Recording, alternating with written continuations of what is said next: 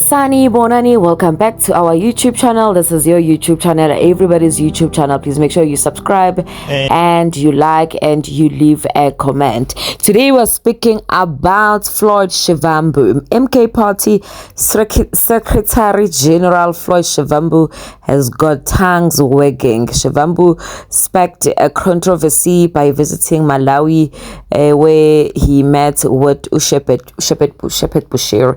Ushepet Bushiri is a fugitive pastor that is wanted in South Africa for amachaji aserious nganza kwethu. Ufunelwa amacala afana nokudlwengula, ufunelwa amacala afana nefraud, aphinde afunelwe namanye amacala obukhopholo nokuzama ukuvukela umbuso lapha eSouth Africa. Ugovernment ke is trying so hard ukuthi uhambe yolanda ke uBushiri eMalawi ayomiyom extradite lapha ya. And then kodwa kuthe kusanjalo kwase kubonakala ke uFloyd Shivambu ehamba kuleli sonto leli eyovakashela lo baba lo okube aziwe ukuthi le South Africa uyafona lapha uBushiri ke akagcina kanje ngalokho lapha eSouth Africa uyazo ngokulandela abantu abaningi abathathela izimali nokubrainwash ama South Africans agcine sekholelwa kuyena udayisa amanzi adayisa ama oil angagcina wenza njalo athatha dayisa nezithombe zakhe abantu abaningi bahlezi bene oil yakhe nezithombe zakhe abazibeka emotweni nama stickers yonke into babhilivele ukuthi uNkulunkulu. Uthe kusenjalo ke ama South Africans esabangela ukuthi kanjani ke kodwa nkosiyami uFloyd yalapha yana uMK ugovernment iqembu leMK libe siliyethi bona cha bandla sizama ukuthi ke sizontshela sisho ukuthi thina siyadistance sina singozuma kulento eyenziwe uFloyd ukuthi ahambe aye lapha ya ubengathunyiwe ibandla ubezambelena on his capacity personal level ngoba basebethi ke MK Party siyazi thina ukuthi uBushiri is wanted in South Africa for crimes amaningi.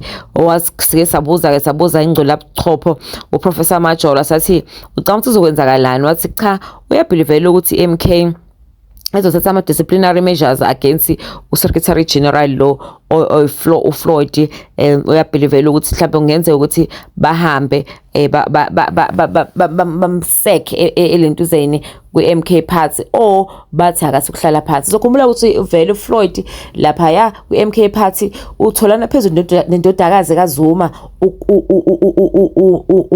lo abangazwani naye eyiwele noDuduzane uDudu ukuthi abatholani kahle impela ngendlela ukuthi uke wathatha uDudu nje impela uzwa ku social media wayomthuka uFloyd Shivambu namanje uDudu akekho ephangala kodwa ke ukazohamba akazange aye ku social media usayozwalisa ukudinwa wakhe kodwa ke incwadi yona iphumile impela besho bethi cha bona beMK Party lo mfundisi wamanga ozibiza ngomfundindodana kaNkulunkulu bona bayayiqhelelanisa nokuthi babe part of lolu hambo luka Floyd. Kusenjalo kuFloyd cha akayisolo ngokuqhubekile nje wathi noma sebele South Africa ayobhala lapha wathi wona uyindoda yeqiniso encoma futhi ebiza uBushiri esho ukuthi cha mina bengizile ngizokubona ngiyakholelwa kuwena.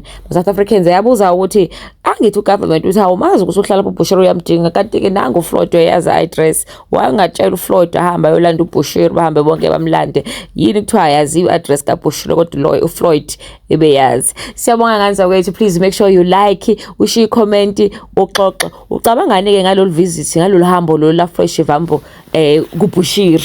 Futhi kanti ke futhi khona manje lokumunye ubonakala eBioza lapha uBushiri impostelo uRebecca Malope umculo weshisi ikhotha la kodwa ebuye ngasithatha umhlala phansi asaze noBushiri besenza amasibomo yini ngokuthi asipostelela abantu yasixhomela uyasho ukuthi bayibona abantu abaneqiniso but nje noRebecca Malope nje ubonakala indizi impela nje icula nje impela nje ibheke uBushiri enhlamvini zamehlo nje ubona nje ukuthi ayachangeke hayibo uHappy Sisters le khona ke but sesiyathemba uRebecca Malope uzothi uma into zakhe sezithi ushona phansi angalokho esicela imali ngoba phela siyawazi ama South African artists and actors and actresses hayi bayacelana imali into messes bed.